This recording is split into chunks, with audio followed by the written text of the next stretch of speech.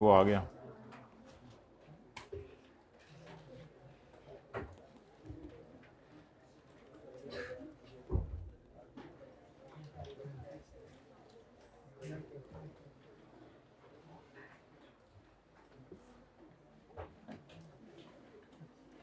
अच्छा, ये निकालें जो हम एक सवाल करे थे पास पेपर का, क्वेश्चन नंबर 7, पेज 257, पेज 257।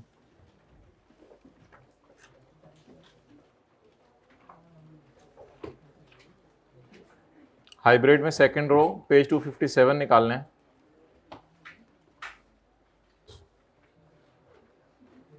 अच्छा, ये मैंने एज्यूम किया था कि ये जो सेल्स टैक्स है ये नॉन रिफंडेबल है। अगर हम ये एज्यूम करते या सवाल में लिखा होता कि ये सेल्स टैक्स रिफंडेबल है तो हम इसको कैसे लेके चलते। अगर सवाल में ये लिखा होता कि ये सेल्स टैक्स रिफंडेबल है तो इसको कैसे लेके चलते। ये जो 115 है उसमें इसने लिखा हुआ है कि सेल्स टैक्स शामिल है, सेल्स टैक्स शामिल है।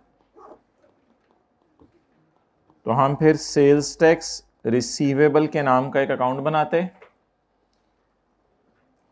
और 115% पे पड़ा है तो हमें 100% नहीं चाहिए, हमें 15% चाहिए, हमें सेल्स टैक्स चाहिए। तो परसेंट लगाने की जरूरत नहीं खास। 115 मिलियन अगर 115 पे पड़ा है, इसमें सेल्स टैक्स शामिल है तो 185 का कोई चक्कर नहीं है, यानी 15% सेल्स टैक्स शामिल है तो ये 115 पे पड़ा हुआ है। तो फिर डिवाइडेड बाय 115 करते, मल्टीप्लाइड बाय 15 करते तो जवाब क्या आ जाता? 15। ज्यादा 15 नहीं होगी? अच्छा 15। अब अगर 15 ये हुआ तो फिर 115 में से 15 माइनस करें तो बाकी कितना बच गया? 100। तो 100 जमा नीचे वाला 5, ये इनटेंजेबल एसेट बन जाता। और ट्रेनिंग एक्सपेंस में कितना जाता? और कैश 122। ये जनरल एंट्री बनती है, नोट कर लें। लिखें, अगर सेल्स टैक्स रिफंडेबल होता तो ये एंट्री होती। अगर सेल्स टैक्स रिफंडेबल होता तो ये एंट्री होती।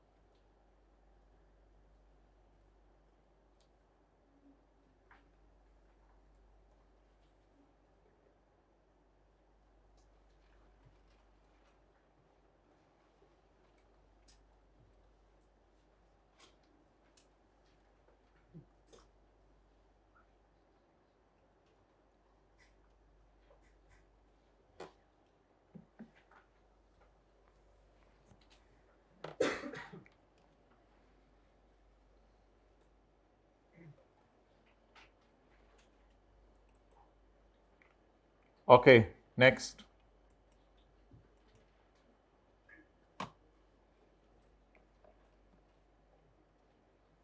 आई होप सारे हजरात तशरीफ ले आए हैं। अब आप हजरात ऐसे ही बता दें किसने पास पेपर क्वेश्चन 5 और 6 लिख के दोबारा किया। देखिए, आधे लोग भी नहीं हैं, मसा आधे हैं, हाइब्रिड में तो आधे से भी कम है। तो यहीं से आपकी सीरियसनेस पता चल रही है। अभी पहले हफ्ते ये हाल है, रोज़ाना पढ़ूंगा, साथ साथ पढ़ूंगा, इस दफ़ा तो लुट मचा दूंगा, इस दफ़ा से जैसे बस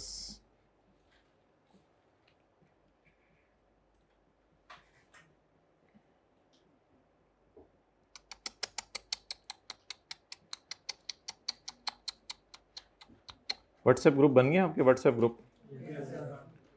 अच्छा, अब जो है ना, थोड़ी सी बात समझने की कोशिश कीजिएगा। आप ज़रा सारे समझदार लोग हैं। हर अटैम्प्ट में एक पेपर ऐड हो रहा है, तो जब हर अटैम्प्ट में एक पेपर ऐड हो रहा है तो टीचर के पास टीचिंग टाइम तो वही है। पहले हमने 1.5 घंटे से क्लास 1 घंटा 40 मिनट की थी, फिर पेपर ऐड होते रहे 1 घंटा 50 मिनट की, अब 2 घंटे। 2 घंटे से ज़्यादा नहीं क्लास हो सकती, दूसरे सब्जेक्ट्स भी हैं। तो इसलिए अब कुछ सवाल पास्ट पेपर के ऐसे हैं जो डिस्कसेबल हैं, लेकिन ऑब्वियसली वो क्लास में डिस्कस करने का टाइम नहीं होगा, तो वो आपको यूट्यूब की वीडियोस के ज़रिए जो है वो शेयर किए जाएंगे। तो आज 2 सवाल जो है वो होमवर्क में दिए जाएंगे, उसमें से एक की डिस्कशन 16 मिनट की है, वो इंशाल्लाह यूट्यूब पे अपलोड हो जाएगी। आज शाम को सुन लीजिएगा या कल सुन लीजिएगा, लेकिन क्योंकि कल छुट्टी है तो संडे वाली, लेकिन सुन लीजिएगा बस याद से, ताकि वो जो डिस्कशन, जो आपको सवाल करते हुए मसले हैं, वो साथ साथ एड्रेस होते रहें। तो बजाय कि अब हम एक ही टॉपिक के ऊपर लगे रहें और अगले टॉपिक्स को छोड़ते रहें, तो ये लिमिटेशन है, ज़ाहिर बात है। अब इसका हल कोई नहीं है, हर टाइम में पेपर ऐड ही होते रहने हैं। तो अब आप सिलेबस 3 घंटे 4 घंटे की क्लास नहीं कर सकते। आज से 10 साल बाद फिर 6 घंटे की क्लास हो रही होगी। वो सारी चीज़ें पॉसिबल नहीं डिस्कस करना, लेकिन पूरा सिलेबस तो कवर करवाया जाता है। लेकिन ऑब्वियसली जिस एस्पेक्ट से चीज़ों को डिस्कस किया जाता है, तो वो तो फिर हर करने वाला आपको पता है आई क्या पंगे से पंगे ही डालेगा। लेकिन हम एक रीज़नेबल एश्योरेंस ले लेते हैं और लोग इसी प्रोसेस से गुजर के पास भी हो रहे हैं, ऐसा नहीं कि पास नहीं हो रहे। तो ये थोड़ा सा आपको ज़रा कोऑपरेट करना होगा। तो कितने को अटेंड कर लेंगे आज वीडियो? अच्छा, कितने व्हाट्सएप ग्रुप में ऐड नहीं है? ये आज जाके जो है वो एडमिशन ऑफिस में कौन बैठते हैं? नसीम साहब बैठते हैं, तो उनसे जाके अपने आप को ऐड करवा लीजिएगा। आप कहिएगा मेरा मुबारक चेहरा देख लें और मेरा मुबारक नंबर ऐड कर दें, तो वो इंशाल्लाह आपका नंबर ऐड कर देंगे। पेज 236 वरना क्रिश्चियन के चैनल के ऊपर यूट्यूब पे वैसे ही अपलोड हो जाएगा वो लेक्चर, तो वहाँ से भी आप देख सकेंगे अगर आप व्हाट्सएप ग्रुप में नहीं भी ऐड। क्वेश्चन नंबर 7, उस सवाल का शायद पेज नंबर और वो ना हो, काफ़ी मेरी पुरानी डिस्कशन है, साल डेट पहले। क्वेश्चन 2 उसके ऊपर लिखा हुआ था, लेकिन बस वो आपको मैंने होमवर्क में बता दूंगा क्या है। डिस्कशन उसी सवाल की होगी, पेज नंबर शेज नंबर खुद ही ढूंढ लीजिएगा किताब में, वो मैं होमवर्क में अभी आपको बता दूंगा पेज नंबर कौन सा है। Question number 7, page number 236। We obtained a licence for 2 years on यकम जनवरी 2012। यकम जनवरी 2012 को हमने 2 साल के लिए एक लाइसेंस लिया बाय पेइंग ₹100 मिलियन। 100 मिलियन हमने पे करके एक लाइसेंस लिया। It can be renewed for further period of 3 years। ये अगले 3 साल के लिए क्या हो सकता है? रिन्यू हो सकता है। अच्छा जी, अब आप मुझे ये बताएं कि 2012 और 13 के लिए हमने कितने पैसे दिए? 100 मिलियन। और कितने साल के लिए रिन्यू हो सकता है? 14, 15 और 16। लेकिन इसके लिए कितने पैसे देने पड़ेंगे? 60 मिलियन। मुझे बताएं, यहां खड़े होकर जब आप लीगल लाइफ कैलकुलेट कर रहे होंगे तो लीगल लाइफ में आप रिन्यूअल पीरियड डालेंगे नहीं डालेंगे?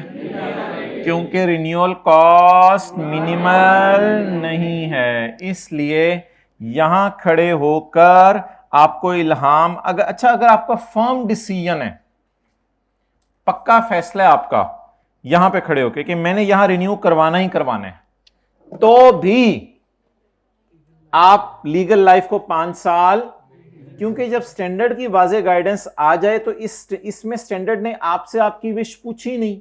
कुछ जगहों पे स्टैंडर्ड आपकी विश पूछता है, FIFO लगाना है, वेटेड एवरेज लगाना है, आपकी मर्जी है, चाहे FIFO लगा लो चाहे वेटेड एवरेज लगा लो। इधर स्टैंडर्ड ने आपको मर्जी नहीं दी, कोई चॉइस अवेलेबल नहीं है। स्टैंडर्ड ने हार्ड एंड फास्ट रूल बनाया है, अगर इस कॉस्ट को सामने रख के ये वाली cost minimal, you have no option left, आपके पास कोई ऑप्शन नहीं है सिवाय इसके कि एक ऑप्शन अवेलेबल है, वो क्या है? आप लाइफ को कितने साल लें? 2 साल, बस। 3 years कहां से हो गया? आप लाइफ को कितने साल लें? वो ओरिजिनल लाइसेंस कितने साल के? 2 साल का। रिन्यू कितने सालों के लिए हो सकता है? कितने पैसे देके? आप बताएं, मैं यहां खड़े होकर 100 मिलियन के खरीदने की एंट्री क्या करूंगा? Intangible debit, cash credit. और इस 100 मिलियन को कितने सालों पर अमोर्टाइज करूंगा? 2 सालों पर। तो पहले साल की अमोर्टाइजेशन जल्दी बताएं, 50 मिलियन, और अगले साल की अमोर्टाइजेशन 50 मिलियन। क्या ये एंट्रीज आसान सी हैं? 1 जनवरी 12 को इंटेंजिबल डेबिट, 31/12 की रात को अमोर्टाइजेशन डेबिट, अकोमोलेटेड अमोर्टाइजेशन, 31/12/13 की रात को amortisation debit, accumulated amortisation credit.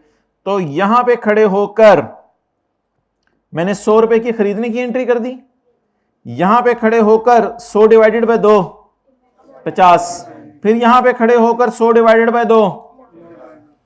अब सवाल में लिखा हुआ है एज्यूमिंग कि मैंने रिन्यू करवा लिया। किस दिन रिन्यू करवाया? तो यार अब आप ऐसा करें, इसको एक नया इंटेंजिबल समझ लें या जो मर्जी समझ लें, क्योंकि पुराना तो फुली अमोर्टाइज हो गया। तो अब आप इसको नया इंटेंजिबल समझें। तो इंटेंजिबल डेबिट कैश क्रेडिट कितने से? 60। और आगे समझ आ गया क्या हुआ है? इंटेंजिबल डेबिट कैश क्रेडिट 60, और 60 को कितने सालों पे खत्म कर दें? 3 सालों पे खत्म कर दें। हर साल के एंड पर अमोर्टाइजेशन चार्ज कर दें।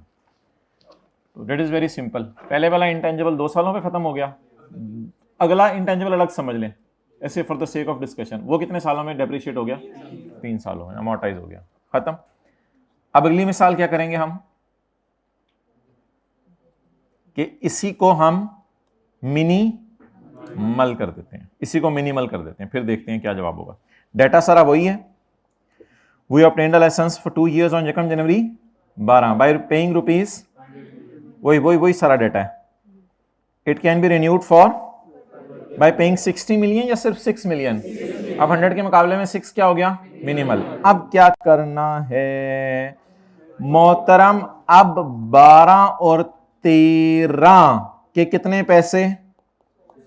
100, और 14, 15, 16 के कितने पैसे? तो 600 के मुकाबले में ना होने के बराबर। तो जब ना होने के बराबर तो पहले दिन से ही लाइफ क्या ले लें? अब जो आपने 100 का खरीदा है इसको क्या करें? जल्दी बोलें। लेकिन 100 को अच्छा एक बात याद रखिएगा, अभी ये जो 6 मिलियन अगला वाला है ये इनकर नहीं हुआ, ये अभी इनकर, ये 100 का खर्चा यहां हुआ है और 6 का खर्चा। तो खुदा के लिए इंटेंजिबल को 106 पे रिकॉर्ड नहीं करना। इंटेंजिबल को पहले भी 100 पे रिकॉर्ड किया, अब भी 100 पे। इंटेंजिबल को 100 पे रिकॉर्ड करें, लेकिन लाइफ क्या लें? लाइफ क्या लें? अब जब ये 6 का खर्चा इनकर करें तो ये मिनिमल है, मिनिमल होने की वजह से इसको इंटेंजिबल ही ना बनाएं, स्टैंडर्ड कहता है इसको इंटेंजिबल ही ना बनाएं, बल्कि इसको खर्चे में डाल दें। समझें कोई चीज खरीदी है, डस्टबिन टाइप है, आप डस्टबिन टाइप चीज खरीदी है तो मिनिमल खर्चे को डस्टबिन समझ लें। तो डस्टबिन को एसेट बना के अमोर्टाइज किया जाता है या डस्टबिन को एक्सपेंस में डाला जाता है? हालांकि डस्टबिन भी कई साल साथ रहती है, जाके घर में अपने देख लें, हो सकता है अम्मी के जहेज वाली भी पड़ी हो कोई, तो डस्टबिन भी घर में कई साल रहती है, लेकिन उसके बावजूद इसको इमटेरियल होने की वजह से, तो इस खर्चे को इमटेरियल होने की वजह से कहां डाल दें? एक्सपेंस में। 1 जनवरी 14 को रिन्यूअल कॉस्ट पे करके आएंगे ना, रिन्यूअल फीस पे करके आएंगे, इसे कहां डाल दें? और 100 की स्टोरी उसी तरह चलती रहेगी। अब जब ये 6 को एक्सपेंस में डाल दिया तो अगले सालों में 6 का असर ही नहीं, 100 की स्टोरी उसी तरह चलती रहेगी। कैसे? 100 डिवाइडेड बाय 100 डिवाइडेड बाय, समझ आ गई एंट्रीज? कितने लोग घर जाके एक दफा कर लेंगे। अब असूल क्या हो गया कि अगर रिन्यूअल कॉस्ट मिनिमल नहीं है तो क्या करें? 100 को 2 सालों पे अमोर्टाइज करके खत्म कर दें, 5 साल इसकी लाइफ, और 60 को फिर अलग इंटेंजिबल बनाएं, डस्टबिन ना बनाएं, अलग इंटेंजिबल बनाएं, और इसको कितने सालों पे खत्म कर दें? तो इस सिनेरियो को मैं कहूंगा 2 इंटेंजिबल टाइप का सिनेरियो हो गया। समझने के लिए इंटेंजिबल तो एक ही है, 2 इंटेंजिबल टाइप। पहला इंटेंजिबल 2 साल पे डिवाइड, अगला इंटेंजिबल ये कब किया करना है? जब अमाउंट मिनिमल और जब ना होने के बराबर अमाउंट हो। तो उस 100 को 5 सालों पे चला दें, पूरी लाइफ पे रिन्यूअल डाल के उस 100 को 5 सालों पे चलाएं, और उसको डस्टबिन समझ के जैसे ही खर्चा हो कहां डाल दें। I hope it's crystal clear now. तो ये डस्टबिन टाइप सिनेरियो है। क्वेश्चन 7 है समझने के लिए, डस्टबिन टाइप सिनेरियो। और 7 दो इंटेंजिबल टाइप सिनेरियो है, पहले इंटेंजिबल को 2 साल पे खत्म करें और अगले इंटेंजिबल को 3 साल पे खत्म करें। Okay, today is very important discussion which is website costs.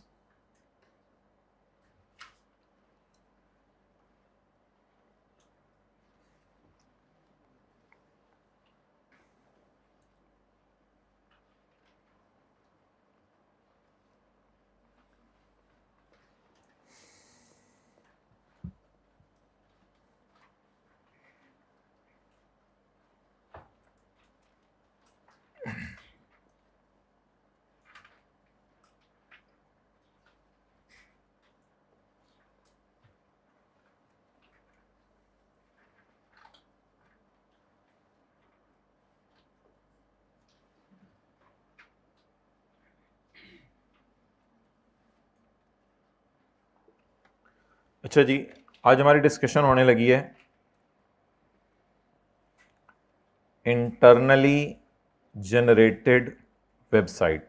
Internally generated ऐसी वेबसाइट जो आप खुद बनाएं, ऐसी वेबसाइट जो आप खुद बनाएं, इंटरनली जनरेटेड वेबसाइट।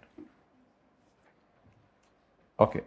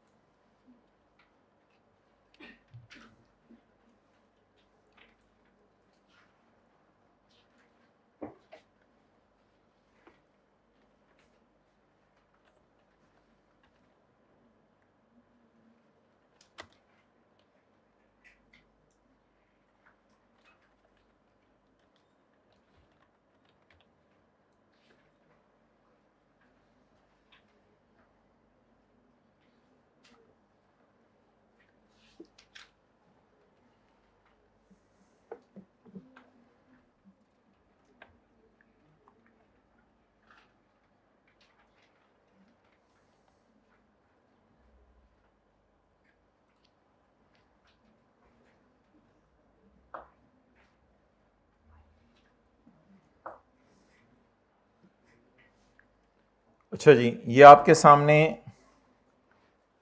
पेप्सी की वेबसाइट है। ये आपके सामने जो पेप्सी की वेबसाइट है, तो इस पे इनके ब्रांड्स आ रहे हैं। तो क्या आप इन चीज़ों को पेप्सी की वेबसाइट पर जाकर ऑनलाइन ऑर्डर कर सकते हैं या नहीं कर सकते? नहीं कर सकते। पेप्सी की वेबसाइट वाले वो नहीं, ये तो आम जनरल स्टोर उन्होंने वेबसाइट बनाई होती है, वहां जाके आप पेप्सी ऑर्डर करते हैं, वो अलग चीज़ है।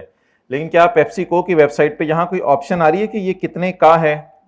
अगर लिखा भी हो रहा है ये कितने का है, तो आगे कोई ऑर्डर करने की ऑप्शन आ रही है कि अपने यूजर नेम पासवर्ड कोई बनाएं और क्रिएट करके फिर वो करें, फिर ऑनलाइन ऑर्डर करें, फिर अपना घर मंगवाएं। इसलिए घर मंगवाएं इसलिए कि आपको एक बोतल पीने को दिल चाह रहा था, तो आपने पेप्सी की फैक्ट्री को डायरेक्ट ऑर्डर किया कि फ्रेश बोतल मेरी तरफ भेजो।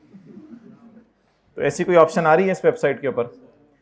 इस वेबसाइट को पेप्सी वालों ने इंटरनली जनरेट किया होगा, अपने बंदों से बनवाया होगा इंटरनली। ये जो इंटरनली जनरेटेड वेबसाइट है, ये जो इंटरनली जनरेटेड, देखें प्राइस भी इन्होंने लिखने की जहमत नहीं की हुई, क्योंकि यहां से ऑनलाइन आपने ऑर्डर भी प्लेस नहीं करना। तो this website is solely for advertisement purpose. बोलें, this website is solely for advertisement purpose. Okay, अगली वेबसाइट हम खोलते हैं। बच्चे बैठे हो ना, नेट को जरा ध्यान से चलाना पड़ता है।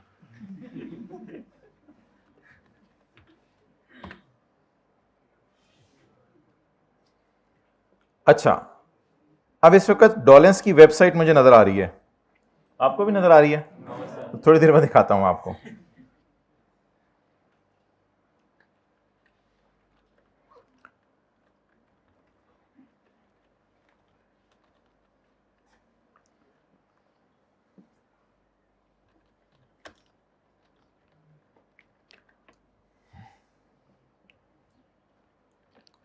हो सकता है डॉलेंस और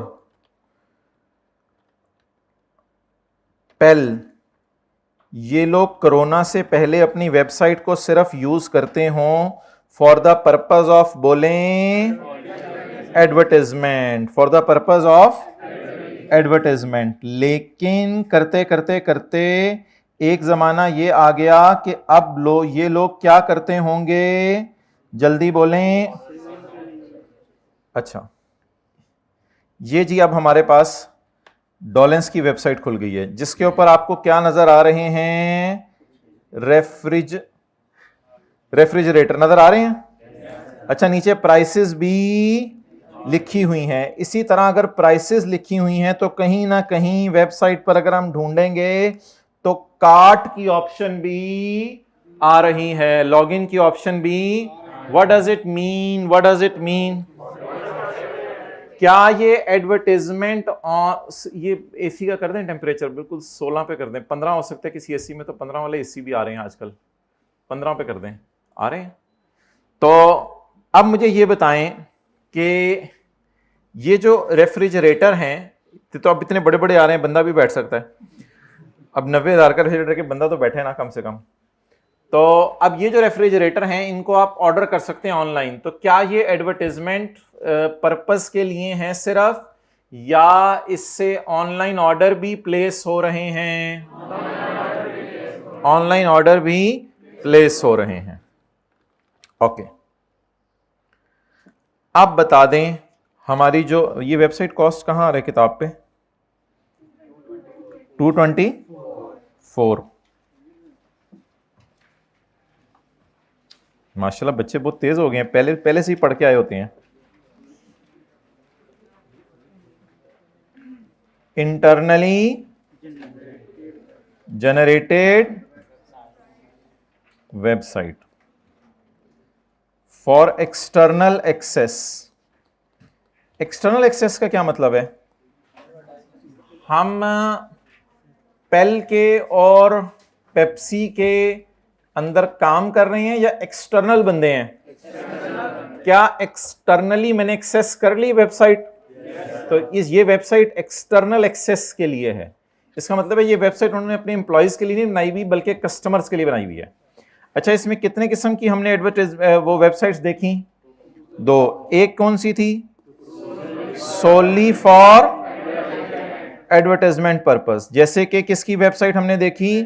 पेप्सी वालों की। इसको आपने इंटेंजिबल करार नहीं देना, नॉट एन, इसको बैलेंस शीट में शो नहीं करना। यह स्टैंडर्ड का हतमी फैसला है, इसको बैलेंस शीट में शो नहीं करना। इस वेबसाइट के बनाने पे जो भी खर्चा आया उसको कहां डाल दें?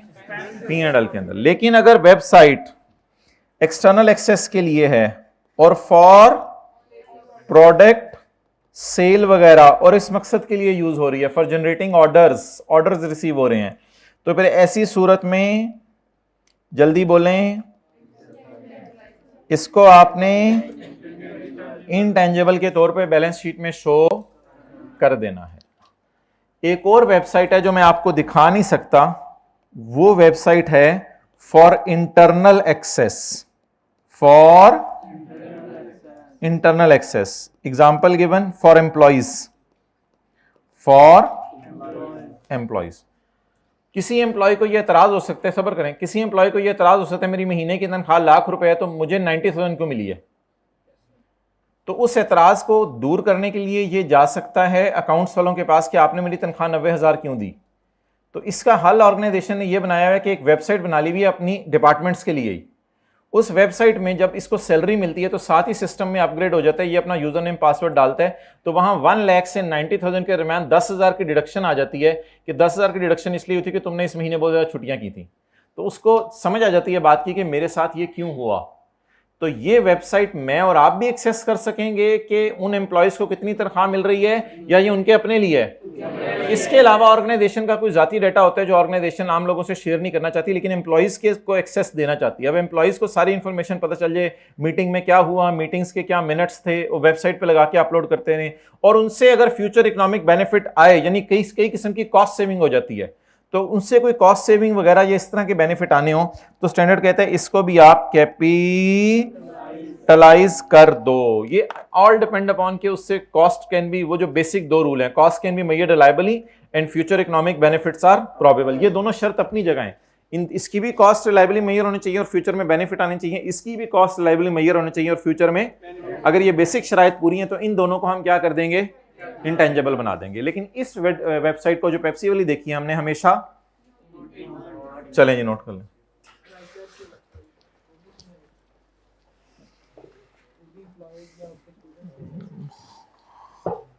हाँ उसमें कोई प्रोडक्ट सेल कभी कभी स्टैंडर्ड भेजते हैं वो, अगर हाँ हाँ ठीक है।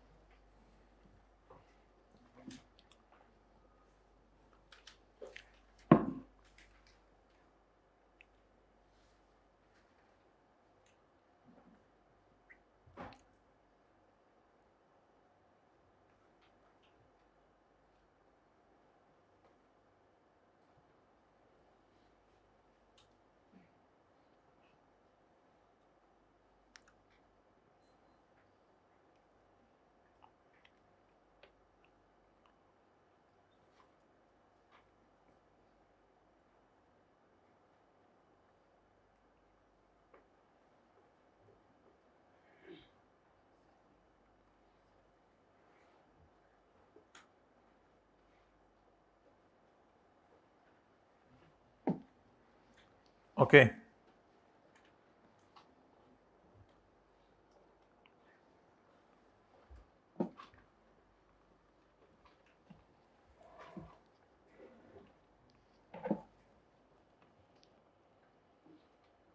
Okay next.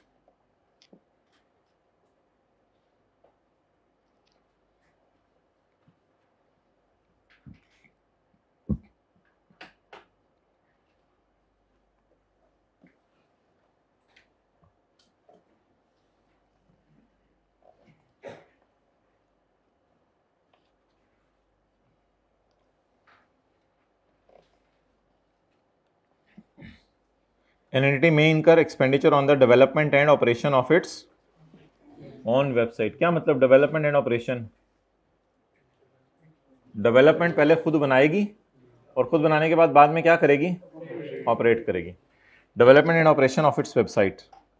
एक्सटर्नल एक्सेस के लिए भी वेबसाइट बना सकती है मेरे आपके लिए, और इंटरनल एक्सेस के लिए भी, to promote and advertise own products and services. It is not intangible. यहां मैंने आपको बता दिया ये इंटेंजिबल नहीं है, क्योंकि ये सिर्फ किसके लिए है, एडवर्टाइजमेंट के लिए।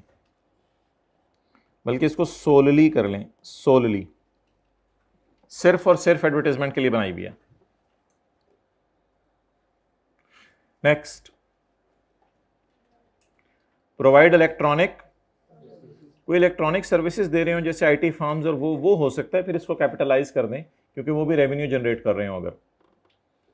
और सेल प्रोडक्ट्स एंड सर्विसेज, दराज.pk, टीसीएस वाले भी कई दफ़ा घर से आके चीज़ें ले जाते हैं, आगे डिलीवर कर देते हैं। तो अगर आप रेवेन्यू जनरेट कर रहे हैं देन ऑब्वियसली, रेवेन्यू जनरेट से मुराद वहाँ से ऑर्डर प्लेस करवा रहे हैं, तो फिर ये क्या बन जाएगी वेबसाइट, इंटेंजिबल। और इंटरनल एक्सेस वाली तो इंटेंजिबल है ही। Store company policy, store customer details, search relevant information, और कोई भी डाटा कंपनी जो अपने एम्प्लॉइज तक ही महदूद रखना चाहती है। अच्छा जी, the issues are whether the website is an internally generated intangible asset. क्या वो इंटरनली जनरेट की है, पहला सवाल ये है, और अगर की है तो उसकी अप्रोप्रिएट अकाउंटिंग ट्रीटमेंट क्या है, ये इशू है।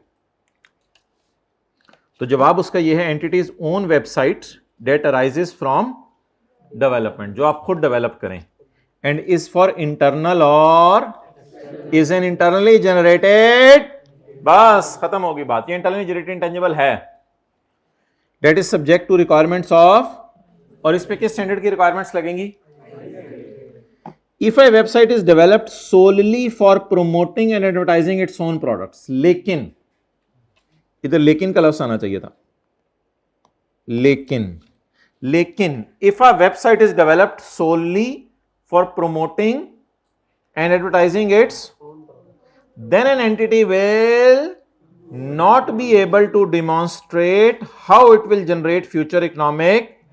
तो फिर मुश्किल हो जाता है ये मालूम करना कि इससे फ्यूचर इकोनॉमिक बेनिफिट कैसे आएंगे, क्योंकि ऑनलाइन प्रोडक्ट्स की सेल नहीं हो रही। फिर all such expenditure on developing a website should be recorded as a expense. सारी जो खर्चा बनाया वेबसाइट के बनाने पर उस सबको कहां डाल दें, चाहे आप उसको डेवलपमेंट अच्छी वाली कह रहे हो कि ये डेवलपमेंट अच्छी वाली चल रही है और ये वेबसाइट मैंने लॉन्च कर देनी है, फिर भी उस डेवलपमेंट के सारे खर्चे को कहां डाल दें, क्योंकि नेचर के अंदर ही मसला है। और यार ये बिल्कुल उसी तरह है जैसे सड़क पे इश्तिहार लगा दिए। सड़क पे जो इश्तिहार लगाते हैं उन्हें क्या कहते हैं, एडवर्ट। तो सड़क की बजाय वेबसाइट पे इश्तिहार लगाए हुए हैं आपने, तो it is also called as just advertisement. इस सारे खर्चे को इतनी मुश्किल जो वेबसाइट इन्होंने बनाई है, पता नहीं क्या क्या किया होगा वेबसाइट के बनाने के लिए, फिर यहाँ तक आके वेबसाइट बनाना कोई आसान काम तो नहीं, टेक्स टाइम। यहाँ पे आके जो वेबसाइट बनी ये सारी की सारी पेप्सी की बैलेंस शीट में नजर नहीं आ रही। क्यों नहीं नजर आ रही, क्योंकि it is solely for advertisement purpose. अच्छा, the nature of each activity for which expenditure is incurred and the website's stage of development or post development shall be evaluated to determine accounting treatment. छोड़ें परे, ये भी नीचे आ जाना है। Consensus conclusion, an entity's own website is an internally generated, आपकी जो अपनी वेबसाइट है, ओन वेबसाइट है ना, ये पेप्सी वालों की अपनी है, हमारी तो नहीं है। An entity's own website which is internally generated is an intangible if it is probable that and cost can be measured। ये मैंने आपको बता दिया है कि ये दोनों भी इंटेंजिबल तभी होंगी जब cost can be measured reliably and future economic benefits are probable. Useful life, best estimate of website useful life should be short. कहते हैं मेरी नज़र में वेबसाइट की लाइफ में आपको दे नहीं रहा, स्टैंडर्ड तो नहीं लाइफ बताता चीज़ों की, लाइफ आपने खुद ही जज करनी है, लेकिन मशवरा कम से कम होनी चाहिए लाइफ, क्योंकि इतनी जल्दी से चीज़ें बदलती हैं कि लोग ऑल टुगेदर अपनी वेबसाइट ही उठा के बदल देते हैं। 2-3 साल बाद बिल्कुल नए फंक्शन, नए फीचर, नई लैंग्वेजेस, पता नहीं क्या क्या आ जाता है, तो लोगों को फिर अपनी वेबसाइट बदलनी पड़ती है। इसलिए वेबसाइट की लाइफ शॉर्ट रखोगे, 2-3-4 साल 5 साल, तो कहते हैं मेरी नज़र में बेहतर होगा। अब 2-3-4 साल भी मैंने मिसाल के तौर पर बोल दिए, वो कंपनी की मर्जी है। कहते हैं मेरी नज़र में कोई वेबसाइट की लाइफ ये नहीं होनी चाहिए 25 साल चलेगी, 40 साल चलेगी। टेक्नोलॉजी बड़ी जल्दी चेंज होती है, तो वेबसाइट्स आपको चेंज करनी पड़ जाती हैं। इसलिए लाइफ इसकी काम क्या रखो, मेरा मशवरा है शुड बी शॉर्ट, वेबसाइट की लाइफ शॉर्ट रखो। इसको छोड़ें जरा, अगले पेज पे आए। अच्छा जी, अब जिस तरह वहां रिसर्च की एग्जांपल्स हमने पढ़ी थी और डेवलपमेंट की एग्जांपल्स हमने पढ़ी थी, तो वेबसाइट कॉस्ट में भी रिसर्च और डेवलपमेंट है। इधर वेबसाइट जब आप बना रहे हों, अब सोली मैं इस वेबसाइट की बात करता हूं जो ये वाली है, क्योंकि दूसरी वाली तो हमने वैसे ही फारिग कर दी ना। इस वेबसाइट को बनाने में किस किस प्रोसेस से हम गुजरे होंगे, इस वेबसाइट को बनाने में किस किस प्रोसेस से गुजरे होंगे। Number 1, number 2 and number 3 operation. तो पहले जब डेवलप होके फिर जैसे वो फैक्ट्री में नहीं चली जाती थी चीज, तो ऑपरेशन का मतलब ये अब हमें नजर आ रही है। तो ऑपरेशन का मतलब इधर ये नहीं होगा फैक्ट्री में चलेगी, ऑपरेशन का मतलब होता है अब आम लोगों ने वेबसाइट का URL डाल के उसे एक्सेस करना शुरू कर दिया। अच्छा भाई, ये नाम मैंने सिर्फ ब्रॉड कैटेगराइजेशन आपके समझने के लिए लिखी है, स्टैंडर्ड में ये नाम नहीं है। स्टैंडर्ड में ये नाम है, स्टैंडर्ड में यहां रिसर्च का नाम क्या है, प्लानिंग। रिसर्च का नाम प्लानिंग और डेवलपमेंट का नाम application and graphical design development, और ये हम बड़े लकी हैं कि तीनों में उसने लफ्ज क्या यूज कर लिया, डेवलपमेंट का। इनकी अकाउंटिंग ट्रीटमेंट आपने नहीं पढ़नी, वो छोड़ें। अब मिसालें पढ़ें इसकी।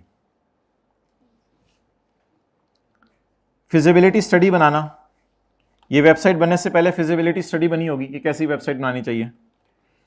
Defining hardware and software specification, ये वेबसाइट बनाने से पहले अगर आप कोई ऐसा हार्डवेयर बनाएं जिस हार्डवेयर की जो है वो हार्ड डिस्क की मिसाल के तौर पे 5 GB की हो, अब 5 GB की वो जो हार्ड ड्राइव है उसके अंदर इतना डाटा ही स्टोर नहीं हो सकेगा कि ये वेबसाइट बन सके। तो defining hardware and software, software भी ऐसा हैवी होना चाहिए कि जितनी भी प्रोसेसिंग हो, जितने भी कस्टमर एक्सेस करें।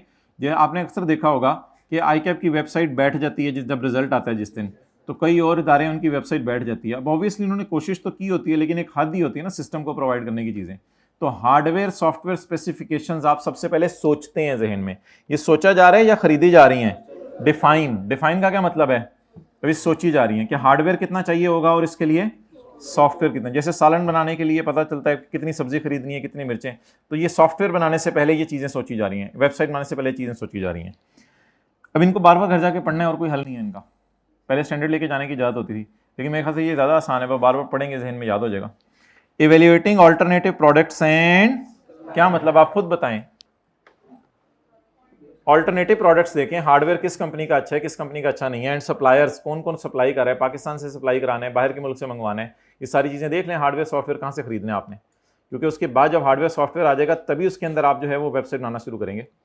एंड सेलेक्टिंग प्रेफरेंसेस, और इसमें से कोई अपनी प्रेफरेंस सेलेक्ट कर लें कि मेरी ये प्रेफरेंस है। तो ये 4 लफ्ज किस फेज से होंगे? प्लानिंग फेज से। इनको क्या करना है? जिस तरह उधर रिसर्च को क्या करते थे?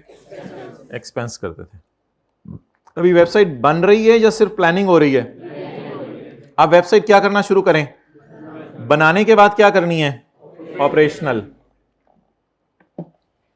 Obtaining a domain name, domain name ये ऊपर लिखा हुआ है ना इसका, eshop.pel.com.p के ऊपर डोमेन नेम लिखा हुआ है।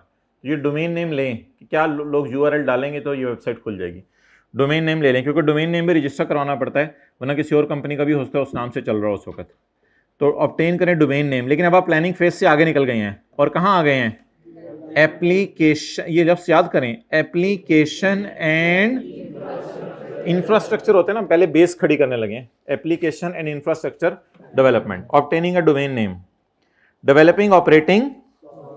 ये ऑपरेटिंग सॉफ्टवेयर पे ना थोड़ी सी एक अलग बहस है, इसको इंशाल्लाह भी मैं करूंगा डिस्कस, इसको फिलहाल जरा छोड़ें। Developing code for, coding language नहीं होती 0101 इस किस्म की, या और कोई कोडिंग लैंग्वेज C++, पता नहीं, तो वो आप कोडिंग डेवलप करना शुरू करें। इस वेबसाइट के पीछे कोई कोडिंग हुई होगी, तो वो कोडिंग अब डेवलप हो रही है। लफ्ज़ याद करें, डेवलपिंग कोड फॉर। अच्छा, इसको हम अभी डिस्कस नहीं करेंगे, डेवलपिंग ऑपरेटिंग सॉफ्टवेयर, इसको छोड़ें। Installing developed applications on the web server, भी मैं आपको दिखाता हूं क्या है। Installing developed applications on the, जो एप्लीकेशंस आपने डेवलप कर ली हैं इसके लिए, अब उनको आप वेब सर्वर पे डालना शुरू करें। वेब सर्वर एक हार्डवेयर टाइप चीज समझ लें, तो हार्डवेयर है एक आपके पास, उसमें ये डालना शुरू करें आप एप्लीकेशन सारी। और उसके बाद इसकी क्या करें? स्ट्रेस टेस्टिंग से मुराद क्या होगा? आप कितने कस्टमर्स इस पे लोड डालेंगे तो ये वेबसाइट चलती रहेगी, इसकी स्ट्रेस टेस्टिंग करें। इन चीज़ों को कोई ज़्यादा समझना ज़रूरी नहीं है, इनके नाम पते होने ज़्यादा ज़रूरी है कि ये चीज़ों के नाम क्या हैं। बाकी तो ये आईटी वाले ज़्यादा चीज़ें जानते होंगे, कोड क्या होता है, फलां चीज़ क्या होती है, इन चीज़ों के नाम हमें पता होना ज़रूरी है। ग्राफिकल डिज़ाइन एंड, अब जाहिर बात है ग्राफिक्स तो बहुत सारे ज़्यादा यूज़ हुए हैं इस वेबसाइट के अंदर, तो ग्राफिकल डिज़ाइनिंग बनाएं इस वेबसाइट की। Designing the appearance of the web pages, के देखने में कैसे नजर आएंगे। ये शायद सादा है, पीछे कोई ग्राफिक्स वगैरह नजर नहीं आ रहे, खाली इसी की तस्वीरें लगाई हैं, लेकिन कुछ वेबसाइट होती हैं बड़े अच्छा से डिज़ाइन पीछे चल रहा होता है। तो designing the appearance of the web pages, ये वेब पेज मैंने खोला हुआ है, इसकी डिज़ाइनिंग करें। इसका नाम क्या रखें? और उसके बाद कंटेंट डेवलपमेंट, उसके बाद कंटेंट डेवलपमेंट तो ये है ना, अब आप होम खोलेंगे तो इस पे पता नहीं क्या क्या लिखा होगा, शॉप खोलेंगे इस पे पता नहीं क्या क्या लिखा होगा, तो सारे ये जो कंटेंट्स आपको अंग्रेजी में लिखे हुए नजर आ रहे हैं, ये सारे कंटेंट्स अब आपने बनाने हैं। तो कंटेंट डेवलपमेंट अंग्रेजी टाइप समझ लें। क्रिएटिंग इंफॉर्मेशन, खुद हाथों से लिखें, क्रिएट करें, या किसी से बनी बनाई इंफॉर्मेशन खरीद लें अगर आपको खुद अंग्रेजी नहीं लिखनी आती। Purchasing information, preparing and uploading information on the before the completion of, but development से पहले पहले ये सारी चीजें कंप्लीट कर लें, क्योंकि ये डेवलपमेंट चल रही है। ओके, क्योंकि ये डेवलपमेंट फेज है, तो these will be, however if recording criteria of IS 38 is, then it will be, अच्छा रिकॉर्डिंग क्राइटेरिया वो दोनों ही हैं, कॉस्ट वाला और फ्यूचर इकोनॉमिक बेनिफिट वाला भी, और वो जो 6 क्राइटेरिया हैं वो भी इसी में कवर होंगे। वो 6 क्राइटेरिया भी होंगे वो 6 क्राइटेरिया भी, 2 बेसिक चीजें भी कवर होंगी। 2 बेसिक चीजें कौन सी? Cost can be measured reliably and future economic benefits are probable, और 6 क्राइटेरिया, ये दोनों चीजें मीट होनी चाहिए, तब आप अपनी वेबसाइट को क्या कह सकते हैं? इनटेंजिबल।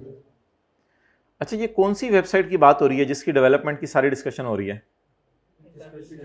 ये पेल वाली वेबसाइट की बात हो रही है। पेप्सी वाली की तो डिस्कशन ही निकल गई ना। हो सकता है पेप्सी वाली वेबसाइट में भी ये सब कुछ हुआ हो, बल्कि मेरे ख्याल से हुआ होगा, पेप्सी वाली वेबसाइट में भी सब कुछ हुआ होगा, लेकिन इन द एंड जाके हमने इसको कहां डाल दिया होगा? एक्सपेंस में। लेकिन अगर ये मैं बात करूं पेल वाली वेबसाइट की, तो फिर इसको क्या करेंगे? कैपिटलाइज करेंगे।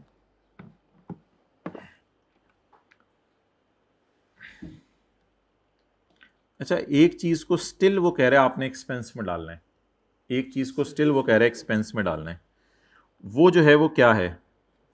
एक चीज जिसको आपने स्टिल एक्सपेंस में डालना है, अब ये माइक्रोवेव ओवन हमने खोल ली है, तो इसकी जो तस्वीर खींचने के लिए किसी एक्सपर्ट फोटोग्राफर को पैसे दिए हैं ना, वो आपने स्टिल एक्सपेंस में डालना है। तो ये थोड़ा सा इसने थोड़ा कंजूसी की बात की है यहाँ पे, कहते हैं इसकी तस्वीर खींचने के लिए जो फोटोग्राफर को पैसे दिए हैं ना, वो सारे के सारे आप स्टिल कहाँ डालें? ये भी जस्ट लाइक एडवर्टाइजमेंट है, लेकिन पूरी वेबसाइट खड़ी कर दी आपने, उसको कैपिटलाइज करें। लेकिन इन तस्वीरें खींचने के लिए जो फोटोग्राफर को पैसे दे रहे हैं उसे एक्सपेंस में डालें, पहली दफा भी, और बाद में जब नए नए मॉडल आएंगे, बाद में भी जब तस्वीरें खींचेंगे, उस सारे को कहां डालें? तो डेवलपमेंट फेज के दौरान एक एक्टिविटी ऐसी है वेबसाइट बनाते हुए जिसकी नेचर उसे एडवर्टाइजमेंट जैसी लगी, तो जबरदस्ती इसने इसको डेवलपमेंट फेज में होने के बावजूद, चाहे अच्छी वाली डेवलपमेंट ही चल रही थी, बावजूद कहां डाल दिया? एक्सपेंस में। पढ़ेंगे जरा, लाइन समझ आ रही है? Expenditure incurred in development phase चल रही है, हालांकि for is, for example, paid to for taking the digital, तो बोतल को पेप्सी की इस तरह खड़े करें कि उसमें से कुछ ड्रॉप्स बाहर निकल रहे हों और ऐसे आसमान की तरफ, तो ये सारे के पैसे आप उसको एक्सपेंस में डाल दें। इसके बाद तो भाई ऑपरेशनल फेज शुरू हो गई है। ऑपरेशनल फेज तो इसको आप मेंटेनेंस फेज भी कह सकते हैं। अब वेबसाइट को बस मेंटेन करना होगा, हल्का फुल्का मेंटेन करना होगा, सेटिंग के। कस्टमर्स कहते होंगे यार वेबसाइट हमने खोली है, खुल नहीं रही, तस्वीर खोली है, खुल नहीं रही। जैसे आप लोग अक्सर ऑनलाइन लेक्चर्स में या आगे पीछे कॉलेज वालों को कंप्लेंट करते हैं, मैंने यूजर नेम पासवर्ड डाल भी दिए, तो वो सारी ऑपरेशनल फेज चल रही है, वेबसाइट तो पता नहीं कब की बन चुकी हुई है। तो ऑपरेशनल फेज के खर्चे मेरे ख्याल से कहाँ डालने चाहिए? सारे एक्सपेंस में। ऑपरेशनल फेज के खर्चे कहाँ डालने चाहिए? ऑपरेशनल फेज में क्या होता है, सोचें जरा, ऑपरेशनल फेज में क्या होगा? Updating graphics and revising the content. कोई अंग्रेजी थोड़ा सा आपका बदलने को दिल चाहेगा तो किसी की अंग्रेजी बदल देंगे, प्रोडक्ट के फीचर्स में कोई और चीज डाल देंगे ऐसे, या अपडेटिंग ग्राफिक्स थोड़े बेहतर कर देंगे, कलर स्कीम चेंज कर देंगे ताकि देखने वाले को थोड़ा चेंज नजर आए। अब ये सारा अपडेशन है एक तरह की। कहते हैं मेरी नजर में ये कौन सी फेज चल रही है? Operational. The operating phase begins once the development of website has been an entity maintains and enhances the applications, adding new functions, new features and contents। कुछ छोटी छोटी नई चीजें आपने वेबसाइट के अंदर डाल दी जो पहले नहीं थी। Registering the website with the, अब गूगल वालों को या और किसी को आपने पैसे दिए कि जिस वक्त जो है वो रेफ्रिजरेटर लिखा जाए तो हमारी वेबसाइट ऊपर आए, तो इसको कहते हैं registering the website with the search engine. तो बैकिंग अप डाटा, डाटा का बैकअप बनाना है, जाहिर बात है जो कस्टमर ने विजिट किया सारा उसका बैकअप बनाना पड़ेगा, तो वो कौन सी फेज है? सारी ऑपरेशनल फेज है। इसको भी कहाँ डालें? सिक्योरिटी एक्सेस देना, सिक्योरिटी पासवर्ड वगैरह को कोई और आके उसको हैक ना कर ले, उसके लिए किसी एक्सपर्ट से पासवर्ड सिक्योर कराना। कहते हैं ये सिक्योरिटी एक्सेस सारी चेक करना, ये सारी रिव्यू करना किसी बंदे से, किसी बंदे ने रिव्यू की सारी सिक्योरिटी एक्सेस, तो उसको भी कहाँ डाल दो? ऑपरेशनल फेज में डाल दो। और एनालाइजिंग द यूजेज ऑफ, सुबह कितने यूजर आते हैं, शाम को कितने यूजर आते हैं, दोपहर को कितने यूजर आते हैं, इसे क्या कहेंगे? Analysing the uses of website. इस सारे को भी कहाँ डाल दो? एक्सपेंस में डाल दो। एक सूरत में आपने इसे कैपिटलाइज करना है, लेकिन वो पेपर में बिल्कुल वाज़ेह बताएगा। जब आपको वेबसाइट की ऑपरेशनल फेज में आप ऐसा काम करें जिससे वेबसाइट से रेवेन्यू आपको ज्यादा जनरेट होना शुरू हो जाए और आपको कंफर्म हो कि इस समय मेरा रेवेन्यू बढ़ रहा है। मिसाल के तौर पे आप इससे पहले कैश ऑन डिलीवरी करते थे कि जो बंदा भी चीज़ खरीदता था आप उसके घर जाते थे, चीज़ देते थे और वहीं पे पैसे लेते थे। कस्टमर्स ने बहुत ज़्यादा रिक्वेस्ट की कि यार हम घर में मौजूद नहीं होते, तो घर में बीवी होती है, पैसे भी घर में इतने हमने नहीं रखे होते, तो हम ऑनलाइन पेमेंट कर दिया करेंगे। आप लोगों ने कहा भाई ऑनलाइन हमने किसी बैंक से बात नहीं की हुई, ऑनलाइन पेमेंट पता नहीं कोई मसला हो जाए, ये हो जाए, वो हो जाए। आप डरते रहे 2-3 साल तक। 3 साल बाद आपने ऑपरेशनल फेज के दौरान सोचा चलो यार ऑनलाइन पेमेंट की ऑप्शन भी इनेबल कर देते हैं। अब आपको इतनी ज्यादा कस्टमर्स की रिक्वेस्ट थी कि आपको कंफर्म है कि इसकी वजह से मेरी कस्टमर बेस बढ़ जाएगी।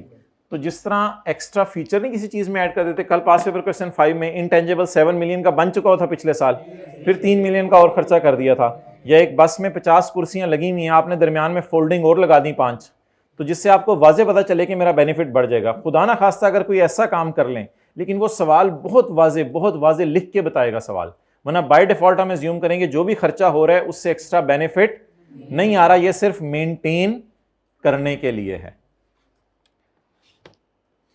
Unless it meets the IS 38 criteria for capitalisation of this will subsequent expenditure है ना। अब ये जब वेबसाइट बनी थी तब तो नहीं हुआ था। दिस विल ओनली अकर इन, ये कहते हैं मैं बता दूं कि ये बहुत रेयर हुआ करेगा, आमतौर पे ऐसा नहीं होता, वैसे बहुत रेयर जाके ऐसा हुआ करेगा कि आप वेबसाइट पे ऐसा खर्चा करो जिससे आप ये साबित कर दो बाद में कि इससे रेवेन्यू बढ़ जाएगा। बाकी सेलिंग एडमिन एक्सपेंसेस होते हैं अदर, उनको तो P&L में डालने हैं। जनरल ओवरहेड उनको भी P&L में डालने हैं। Unless it can be directly attributed to preparing the website. Unless के सवाल में कोई ऐसा लफ्ज आ जाए कि these admin expenses are directly attributable for website, फिर आप उसको डाल सकते हैं, वरना वैसे लफ्ज आ जाए सेलिंग एंड एडमिन एक्सपेंसेस, उसको कहाँ डालने हैं। परसों शायद एक सवाल किया था पास पेपर का, क्वेश्चन नंबर पता नहीं 15 या 16, उसमें साथ लिखा हुआ था कि salaries and overheads directly attributable. अगर कोई डायरेक्टली एट्रीब्यूटेबल आ जाए फिर कैपिटलाइज कर दे, वरना एज ए जनरल रूल इनको एक्सपेंस में डालना है।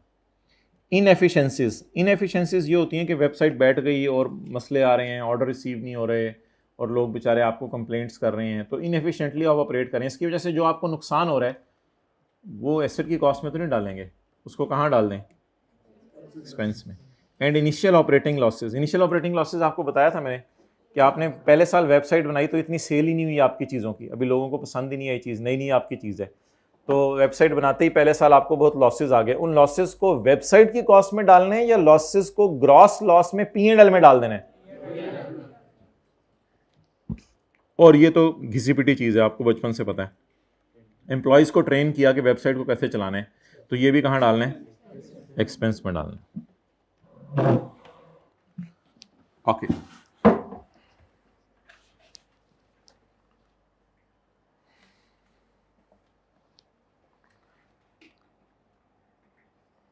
अच्छा, ये सारी डेवलपमेंट कब कैपिटलाइज होगी,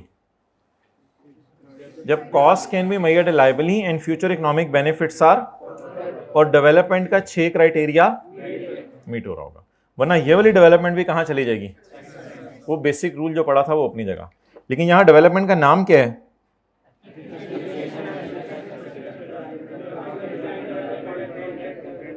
कंटेंट। और उधर हमने कोई ऑपरेशनल और अदर ज्यादा नहीं पढ़ा था, इधर ऑपरेशनल और अदर की भी काफी डिटेल है। तो मेरे ख्याल से 2-3 दफा पढ़ेंगे तो ये 4 नाम आपको याद हो जाएंगे। Feasibility study, defining hardware software, evaluating alternative products and selecting. बस मैंने इसलिए पढ़ा एक दफा दोबारा कि आपके जहन में रह जाइए। और इधर नीचे आए, दरमियान वाले सारे तो कैपिटलाइज हो गए ना, अगर अच्छी वाली डेवलपमेंट चल रही है। और इधर आए, updating graphics, adding new function. लेकिन न्यू फंक्शन और फीचर्स अगर इस तरह के हों, जैसे मैंने आपको बताया ऑनलाइन पेमेंट डाल दी, तो उसमें पेपर में ये लफ्ज लिखा हुआ आएगा कि it meets the subsequent expenditure criteria. ये सब्सिक्वेंट एक्सपेंडिचर का क्राइटेरिया मीट कर रहा है कि इससे अलग बेनिफिट आना है, ज्यादा बेनिफिट आना है, फिर आप इसको क्या कर दें, वरना इसको। तो ये सारी चीजें भी कहां डालनी है, एक्सपेंस में, अनलेस के वो बात हो जाए जो आपको इनहेंसमेंट वाली बताई है, और नीचे वाली चीजें भी एक्सपेंस में डालनी है। ओके, ये जो हमने पढ़ा है सारा, इसे कहते हैं SIC 32। पहले इंटरनेशनल अकाउंटिंग स्टैंडर्ड आते थे, अब उनका नाम रख दिया गया इंटरनेशनल फाइनेंशियल रिपोर्टिंग स्टैंडर्ड्स। पहले SIC होता था, standing interpretation committee, standing interpretation committee. अब SIC का नया नाम आने वाले दिनों में हम पढ़ेंगे। जो नए SIC आ रहे हैं उनको इफ्रिक कहते हैं, international financial reporting interpretation committee, international financial reporting interpretation committee. लेकिन जो पुराने IAS और SIC हैं उनका नाम बदला नहीं है। जो स्टैंडर्ड्स की किताब अगर आप खरीदेंगे ओरिजिनल, तो पुराने IAS का नाम IAS ही है, जैसे IAS 16 आप पढ़ते हैं, तो वो नाम नहीं बदला हुआ। लेकिन अब नए स्टैंडर्ड्स का नाम क्या रखा जा रहा है? IFRS। तो इसी तरह इसका नाम SIC ही है, इसका नाम इफ्रिक नहीं है, तो इसको SIC क्या कहते हैं? 32। तो लोगों ने IAS 38 पे एतराज किया कि IAS 38 में वेबसाइट की डिस्कशन नहीं है, तो उसको एड्रेस करने के लिए इंटरप्रिटेशन कमेटी बैठी और उसने क्या निकाला? SIC 32। और SIC 32 के अंदर फिर ये चीजें डाली। तो ये तो ऐसी एक जनरल सी आपसे मैंने बात की, शायद लिखने की जरूरत नहीं है। तो स्टैंडर्ड इंटरप्रिटेशन कमेटी की 32 नंबर इंटरप्रिटेशन है जिसमें ये सारी बातें उसने डिस्कस की हैं। ओके,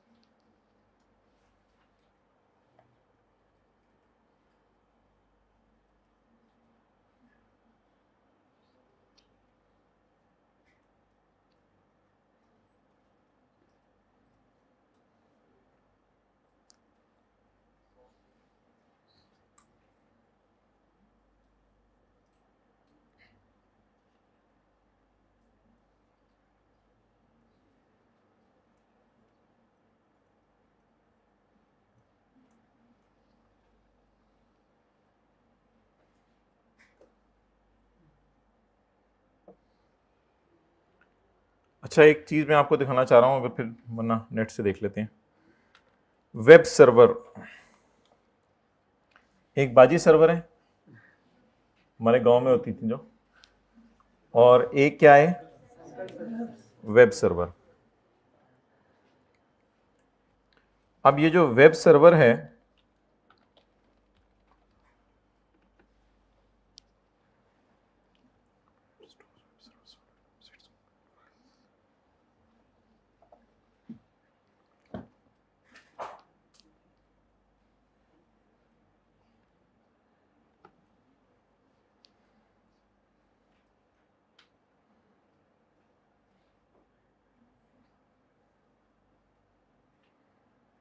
वेब सर्वर समझ लें बड़े बड़े कमरे होते हैं, उसके अंदर एक हार्डवेयर पड़ा होता है और ये 24/7 चलता रहता है। इसको बिजली की सप्लाई अनइंटरप्टेड दी जाती है।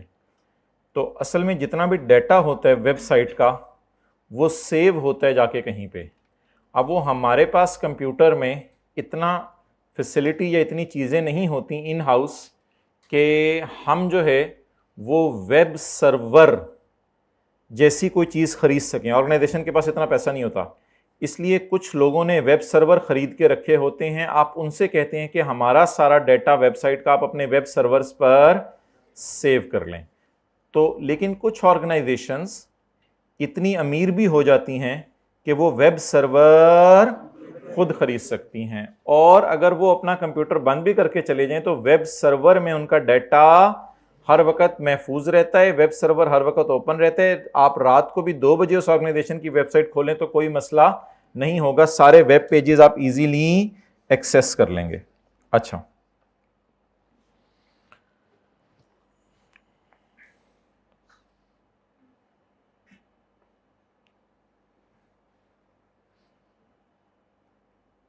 भाई आप ना आए ना इधर, आपको तो नहीं बुला रहे इधर हम।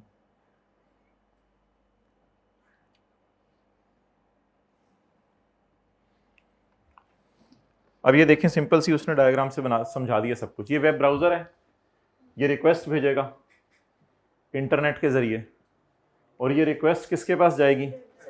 वेब सर्वर के पास। वेब सर्वर क्या करेगा? रिस्पांस देगा इंटरनेट को, और इंटरनेट से रिस्पांस। तो क्योंकि वेब सर्वर पे सारा डाटा क्या हुआ था, अब वेब सर्वर को आपने वेबसाइट की कॉस्ट में नहीं डालना, क्योंकि ये हार्डवेयर है। समझ आ गई?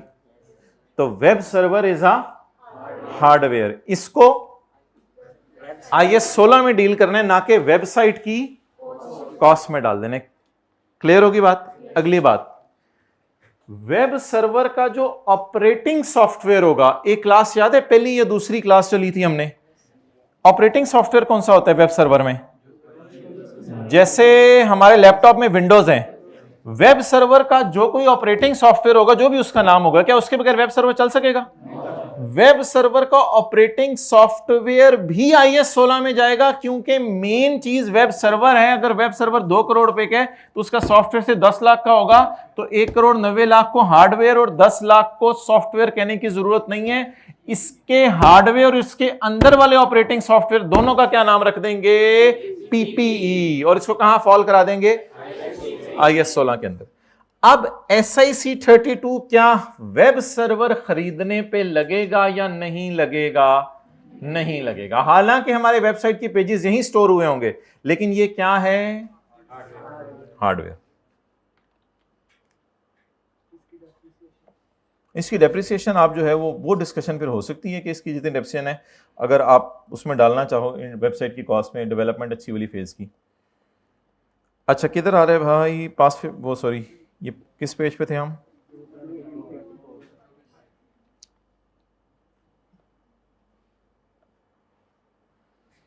SI 32 does not apply on expenditure on purchasing web server, developing web server. कई दफा वेब सर्वर आप खुद बना लेते हैं, तो बहुत ही अमीर बंदा है कि वेब सर्वर खुद बना रहा है। Purchasing web server, developing web server, और बाद में ऑपरेट करना उसके हार्डवेयर को किसी भी तरह से अप्लाई नहीं करेगा, क्योंकि वेब सर्वर इज आ, इसी तरह कुछ और सर्वर होते हैं, वो छोड़े पड़े, production server, staging server, internet connections. तो इनके ऊपर क्या लगता है बोलें? इंटरनेट कनेक्शन में अगर आपने कोई डिवाइस खरीदी है तो उस पर तो IS 16 लग जाएगा, लेकिन उसके जो बिल पे कर रहे हैं वो एक्सपेंसेस में चला जाएगा। अच्छा, when an entity incurs expenditure on an internet service provider hosting the entities, this expenditure is recorded as an expense। तो इंटरनेट सर्विस प्रोवाइडर को जो आप पैसे दे रहे हैं वो भी कहां जाएंगे? एक्सपेंस में जाएंगे। लेकिन जो अपने बंदों को चोगे पहना के इंजीनियर्स को कोडिंग करवा रहे हैं, वो सारा कहां जाएगा? डेवलपमेंट के अंदर। तो ये वाले पैसे भी आपने इनको जो दे रहे हैं इंटरनेट सर्विस प्रोवाइडर को, ये भी एक्सपेंस में डाल दिए, और ये एज अ PPE कैपिटलाइज हो गए। ये तो आसान सी बात है, development of a website for cell. समझ आ गई?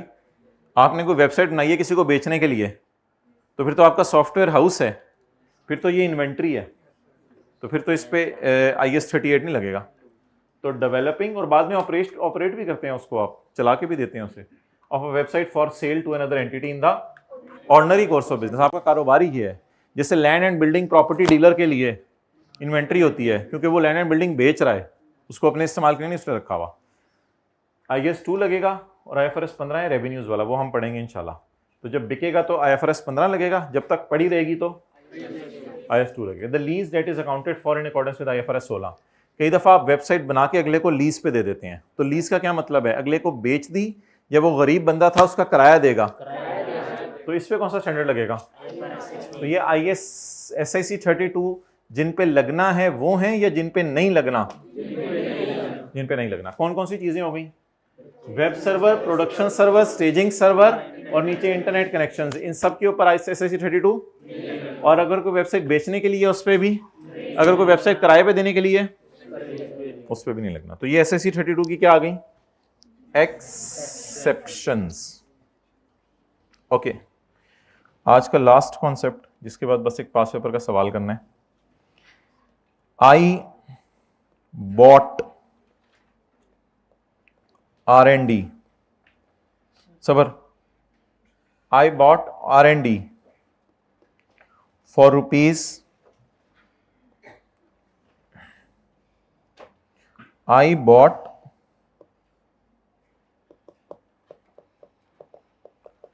partially developed R&D. उसमें R 25 की, D 50 की और टोटल 75। गोरमे वालों ने कहा कि हमने करेले का पिज़्ज़ा बनाना है, तो करेला फ्लेवर में पिज़्ज़ा बनाना है। अब उन्होंने उसको पार्शली डेवलप कर लिया था, रिसर्च फेज भी खत्म हो गई थी, पार्शली डेवलप भी कर लिया था, इन बीच में जाके उन्होंने कहा यार बोंगी मारी है, छोड़ो परे। तो डोमिनोज पिज़्ज़ा वालों ने अप्रोच किया उनको और उन्होंने कहा हम परचेज करते हैं। अब हम किसकी काउंटिंग करने लगे हैं? डोमिनोज वालों की। उन्होंने क्या लिखा हुआ है? I bought partially develop R&D।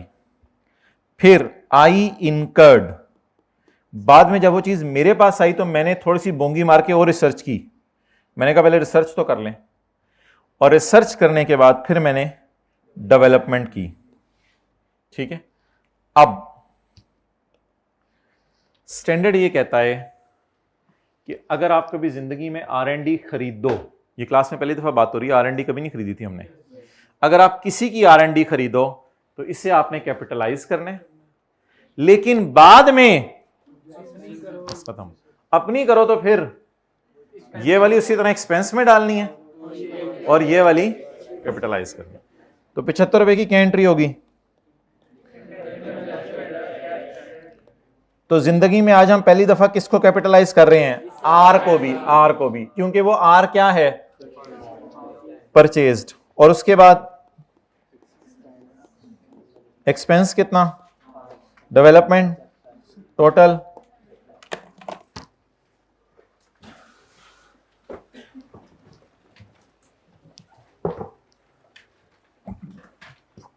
तो आर कब जा सकती है एसेट की कॉस्ट में? जब परचेज हो। और बाद वाली जो खुद करेंगे उस पे नॉर्मल रूल, ये पार्शली लिखा हुआ है मैंने, I bought partially.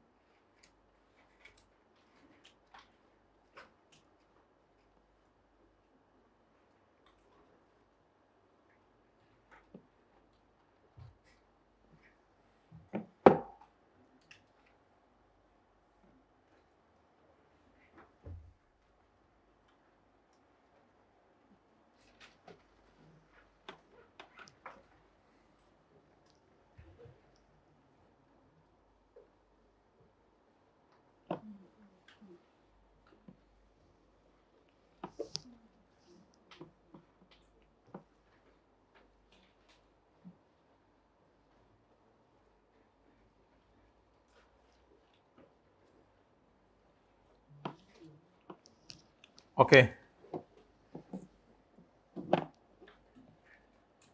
Past paper question number 9।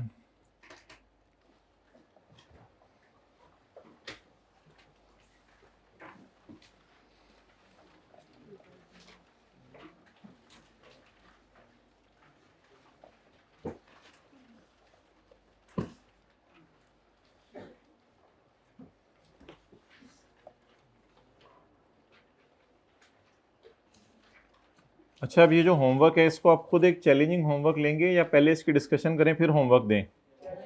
बस कुछ चैलेंजिंग लें। पास्ट पेपर क्वेश्चन 16 और 18 आपका होमवर्क है। डिस्कशन जो हमारी अपलोड होगी वो सिर्फ 18 की होगी, 16 की नहीं होगी। 16 में फिर जो मसला है इंशाल्लाह आप अगली क्लास में मेरे से पूछ लीजिएगा। तो पास पेपर क्वेश्चन 16 और 18 ये दो होमवर्क हैं आपके। पास पेपर क्वेश्चन 9 में आ जाए।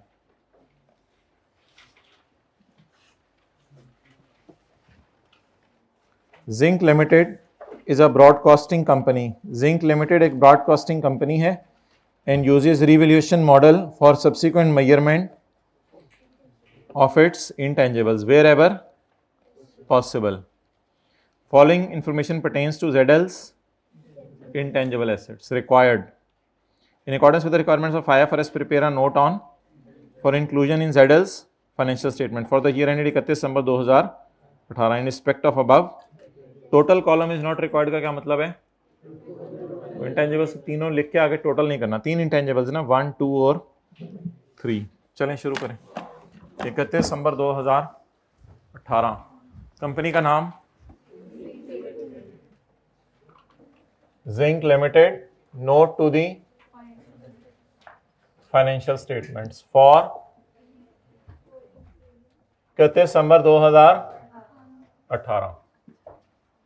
Note number 7 intangibles gross carrying amount opening. अच्छा, एडिशन में ना आपने 2 लाइनें छोड़नी है आज। एडिशन के नीचे 2 लाइनें छोड़नी है। परचेज की हुई चीज को हम अलग शो करेंगे और खुद बनाई हुई को अलग शो करेंगे। डिस्पोजल तो पता नहीं सवाल में है या नहीं है, बस क्लोजिंग लिख देते हैं। अच्छा, उसके बाद अकमुलेटेड अमोर्टाइजेशन।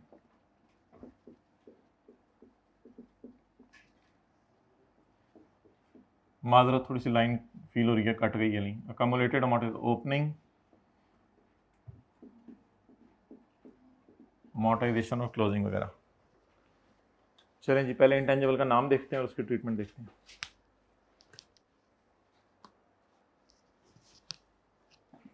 अगले सफ़े पे वर्किंग्स कर लेंगे। हाँ, दूसरा पार्ट बना दें।